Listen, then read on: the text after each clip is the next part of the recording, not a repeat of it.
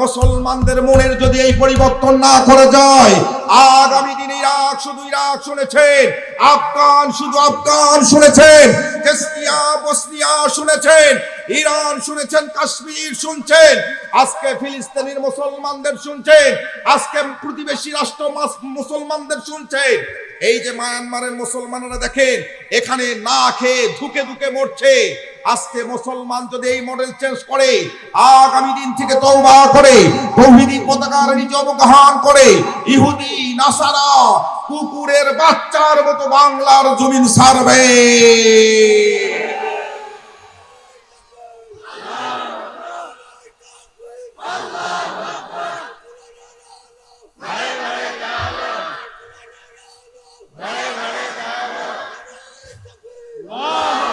সুতরাং স্পষ্ট কথাই বলে দিতে চাই, ওজন ঠিক করেন আপনারা। ওজন যদি আজকের মাহফিলে বুঝতে পারে, আমি আপনাকে বলছি আজকের ওয়াজের বিষয়টা হলো আপনার জন্য, আজকের ওয়াজের বিষয়টা হলো আমার জন্য।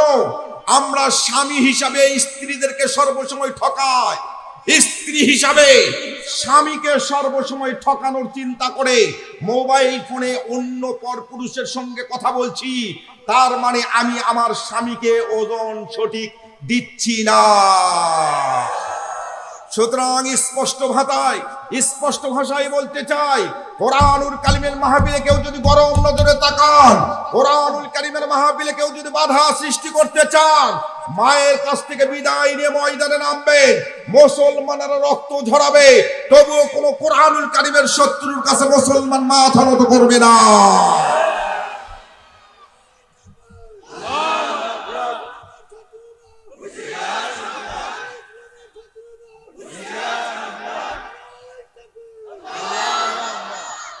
শুরু করে দিব। ওয়াজের বিষয়বস্তু যদি না বোঝেন তাহলে কিন্তু হিতে বিপরীত হয়ে যাবে। কথা বুঝতে পেরেছেন? ওয়াজ বুঝতে যদি না পারেন, ওয়াজের বিষয়বস্তু যদি বুঝতে না পারেন, তাহলে ওয়াজ আপনি শুনে মাথার মধ্যে রাখতে পারবেন না। অন্তত সকালবেলা ফজরের নামাজ পড়ে আপনি মসজিদে যেন বলতে পারেন, নওগাঁ থেকে আব্দুল কাহার সিদ্দিক মণিপুরী সাহেব এসেছিল, এই বিষয়টার উপর আমাদেরকে দিক নির্দেশনা দিয়েছেন। অল্প সময় এটাকে একটা ক্লাস মনে করতে হবে। কথা বলেন ঠিক কিনা? আমার ওয়াজের বিষয়বস্তুটা আগে বলে নেই। সম্মানিত হাজিরিন, আমার স্ত্রীকে নিয়ে আমি বাজারে গেছি, মার্কেটে। আমার স্ত্রীর কথাই বলি, অন্য কারো স্ত্রীর কথা বললে আমার মনে মনে চিন্তা করবেন, হুজুর মানুষের বইয়ের দিকে আপনি তাকিয়ে থাকেন নাকি? কথা বলেন ঠিক কিনা? এখন আমার স্ত্রীকে নিয়ে মার্কেটে গেছি, মার্কেটে জুতা কেনার জন্য। জুতা কেনার পরে ওই জুতা একটু পায়ের মধ্যে অনেক সময় টাইট হয় না ভাই? এই টাইট হচ্ছে, দোকানদার বলতেছে যে 15 দিনের মধ্যে ঠিক হয়ে যাবে। এখন আমার স্ত্রীর জুতা পছন্দ হয়েছে, উনি জুতাটা সুন্দর করে কিনে প্যাকেট করে নিয়ে আমি টাকা পয়সা দিয়ে দিলাম। বাড়িতে এসে 15 দিন পর জুতাটা বের করছি। বের করার পর আমার সামনে রেখে বলতেছে যে দোকানদার যে বললো 15 দিনের মধ্যে ঠিক হবে, 15 দিন পর তো জুতা যেরকম টাইট সেই রকমই আছে। আচ্ছা, দোকানদার যে ওয়াজটা করছে এই ওয়াজটা আমার বিবি বুঝতে পারছে।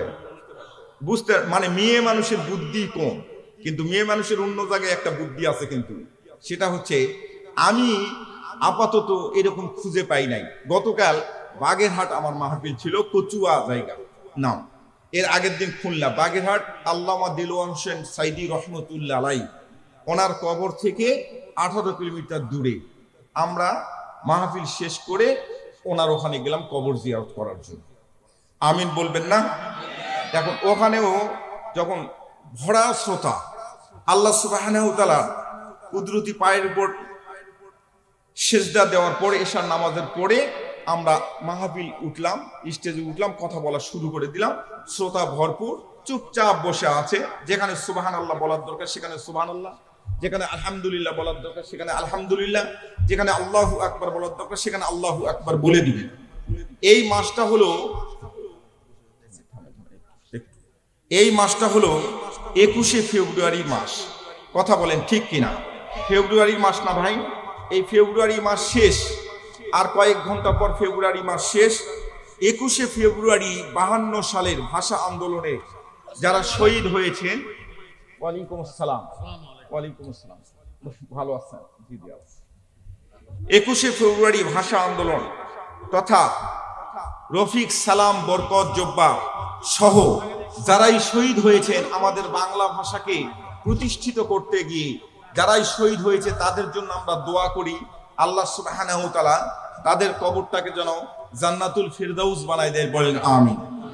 ভাষা আন্দোলনের পর থেকে 1971 সাল পর্যন্ত এই যে নিরলস পরিশ্রম, 9 মাস রক্তক্ষয়ী যুদ্ধ, বিগ্রহ, হানাহানি, মারামারি, কাটাকাটি, এরপরে আমাদের দেশ স্বাধীন হলো।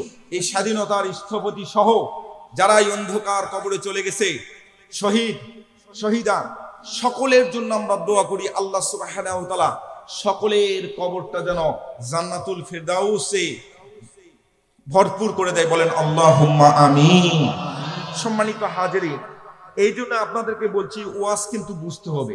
ওয়াজের বিষয়বস্তু যদি না বোঝে তাহলে কিন্তু মানে এলোমেলো হয়ে যাবে। আমার ওয়াজের আজকে হেডলাইন হলো দুর্নীতি। ছোট্ট একটা শব্দ, দুর্নীতি। আলহামদুলিল্লাহ বলেন। কোরআনুল কারীমের যে সূরা আমি যে আয়াতে কারিমা তেলাওয়াত করেছি, এই আয়াতে কারিমার মধ্যে আল্লাহ সুবহানাহু ওয়া তাআলা বলছেন যে হে পৃথিবীর মানুষ, এই যে কোরআনুল কারীম, এই ছোট্ট একটা দেশটায়ের বাক্স, ম্যাসের বাক্স। এটা কিসের বাক্স? সবাই কথা বলতে হবে, ম্যাসের বাক্স। এটা হচ্ছে ম্যাসের বাক্স। আমি ম্যাসের বাক্সের সঙ্গে তুলনা করলাম কি জন্য, এটা আপনাদেরকে বুঝাই দিচ্ছি। ম্যাসের বাক্সর মধ্যে অনেকগুলো কাঠি থাকে, কথা বলেন ঠিক কিনা বাবা? অনেকগুলো কাঠি থাকে, কাঠির আগার মধ্যে বারুদ থাকে।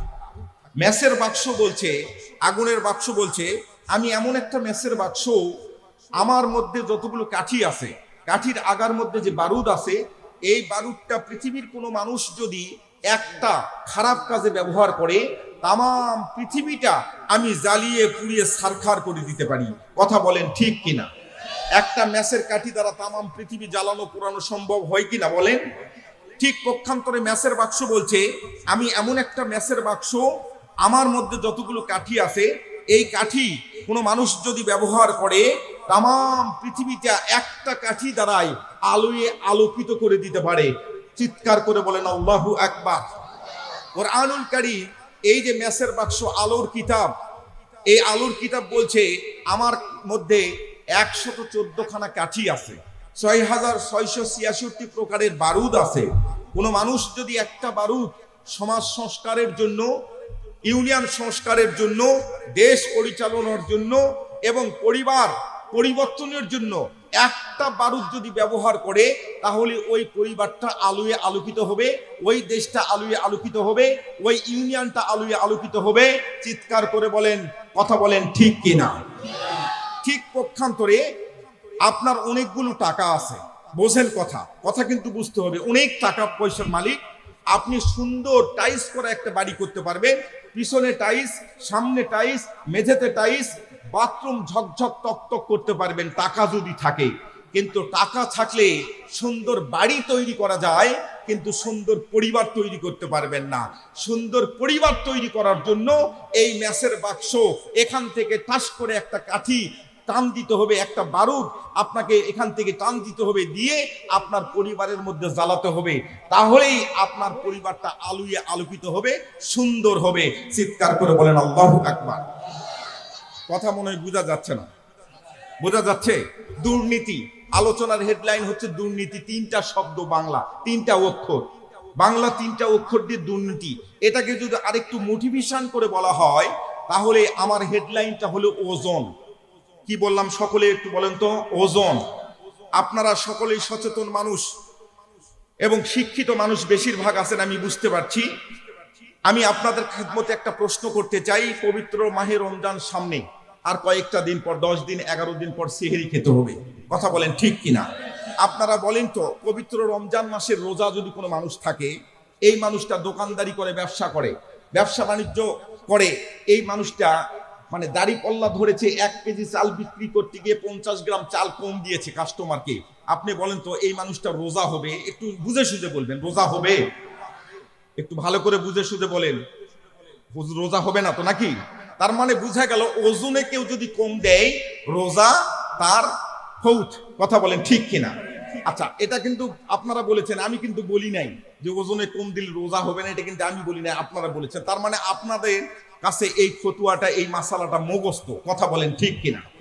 সম্মানিত হাজিরিন, যিনারা চাল বিক্রি করে, ডাল বিক্রি করে, লবণ বিক্রি করে দাঁড়িপাল্লাতে, তিনারা ওজনে কম যদি দেয় তাহলে রোজা হবে না। যেই মানুষটা কাপড় বিক্রি করে গজ ফিতা দিয়ে, এই মানুষটা দোকানে গিয়ে বলতেছেন আমাকে 5 গজ কাপড় দেন, এত টাকা দাম। 5 গজ কাপড় কিনেছেন, কিন্তু কোনো কারণে ও 1 ইঞ্চি কাপড় কম দিয়েছে।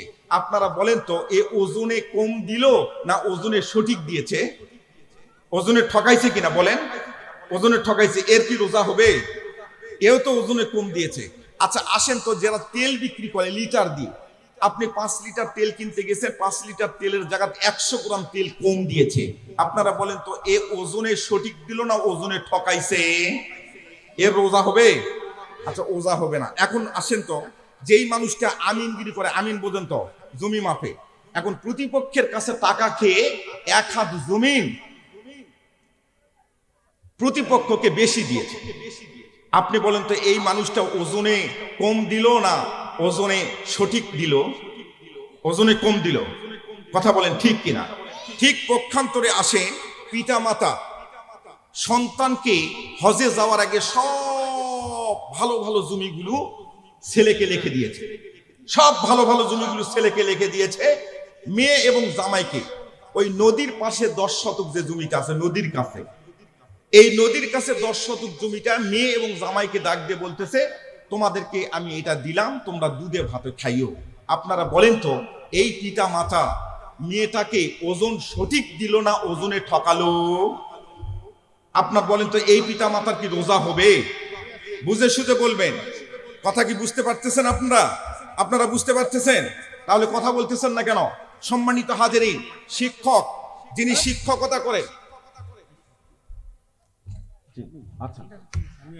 যিনি শিক্ষকতা করেন, ক্লাসে ঢোকার কথা ছিল সকাল 10টায় স্কুলে অথবা মাদ্রাসায়, ক্লাস থেকে বের হবে বিকাল 4টায়, 40 মিনিটের ক্লাস, কিন্তু কোনো কারণে গল্প করতে, লাইব্রেরিতে গল্প করতে করতে ক্লাসে ঢুকছে 10 মিনিট পরে, ক্লাস থেকে বের হয়েছে 5 মিনিট আগে। আপনারা বলেন তো, এই শিক্ষার্থীদের অর্থাৎ ছাত্র ছাত্রীদেরকে ওজন সঠিক দিল না ওজনে ঠকালো? তাম বাংলাদেশের মানুষ আমরা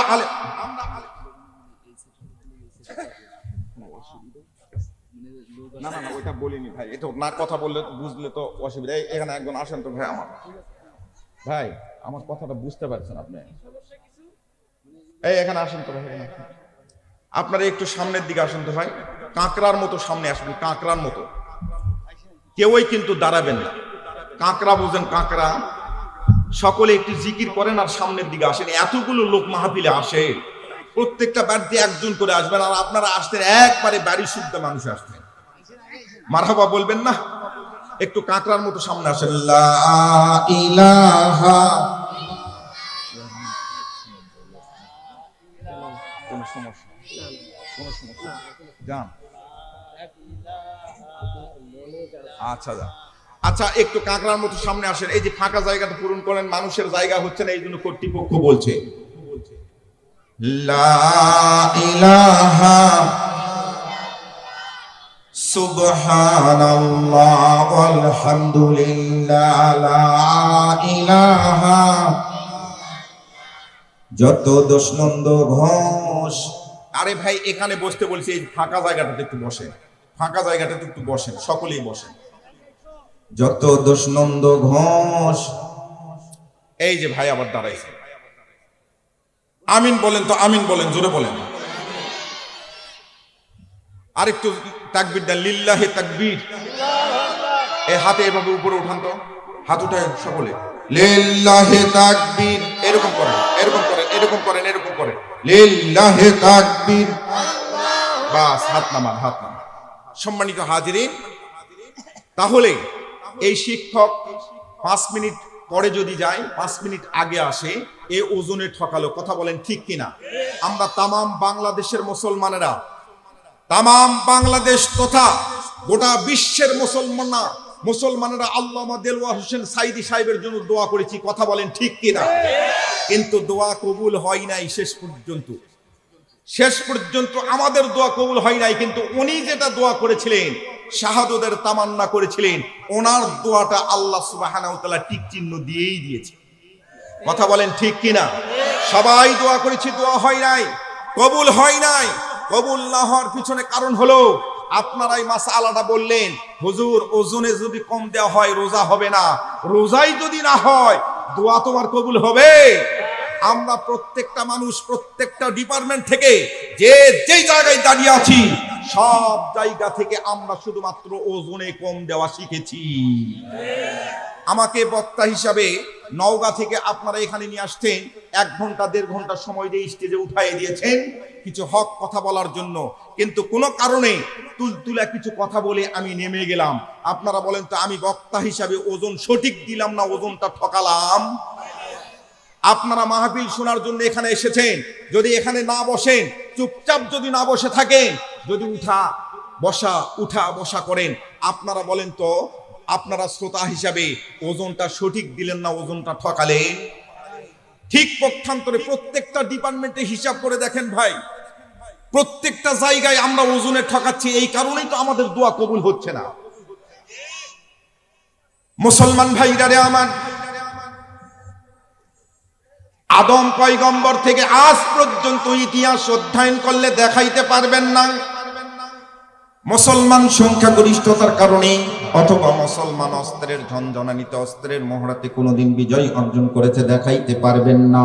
বরং এই পৃথিবীর মুসলমান সংখ্যাগরিষ্ঠতার কারণে নয়, অস্ত্রের ঝনঝনানিতে নয়, অস্ত্রের মহড়াতে নয়, মুসলমানদের জয় পরাজয় আল্লাহ রাব্বুল আলামিনের হুকুম আর পয়গম্বরের সুন্নত তরিকা মানার ভিতরে। আল্লাহু আকবার বলে।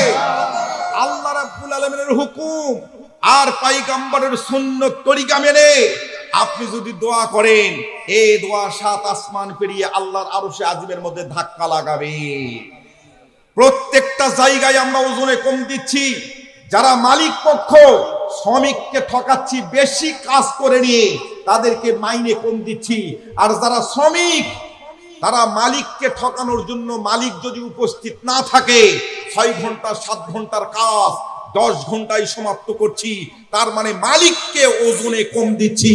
সম্মানিত ভাইয়েরা আমার, মুসলমানদের মনের যদি এই পরিবর্তন না করা যায়, আগামী দিনে ইরাক শুধু ইরাক শুনেছেন, আফগান শুধু আফগান শুনেছেন, চেচনিয়া বসনিয়া শুনেছেন, ইরান শুনেছেন, কাশ্মীর শুনছেন, আজকে ফিলিস্তিনের মুসলমানদের শুনছেন, আজকে প্রতিবেশী রাষ্ট্র মুসলমানদের শুনছেন। এই যে মায়ানমারের মুসলমানরা দেখেন, এখানে না খেয়ে ধুকে ধুকে মরছে। আজকে মুসলমান যদি এই মডেল চেঞ্জ করে, আগামী দিন থেকে তওবা করে তৌহিদি পতাকার নিচে অবগাহন করে, ইহুদি নাসারা কুকুরের বাচ্চার মতো বাংলার জমিন ছাড়বে।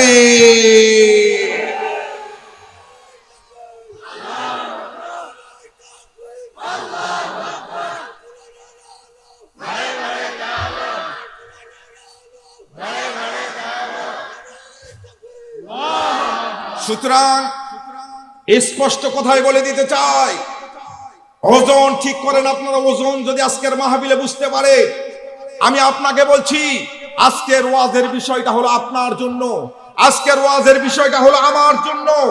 আমরা স্বামী হিসাবে স্ত্রীদেরকে সর্বসময় ঠকাই, স্ত্রী হিসাবে স্বামীকে সর্বসময় ঠকানোর চিন্তা করে মোবাইল ফোনে অন্য পরপুরুষের সঙ্গে কথা বলছি, তার মানে আমি আমার স্বামীকে ওজন সঠিক দিচ্ছি না।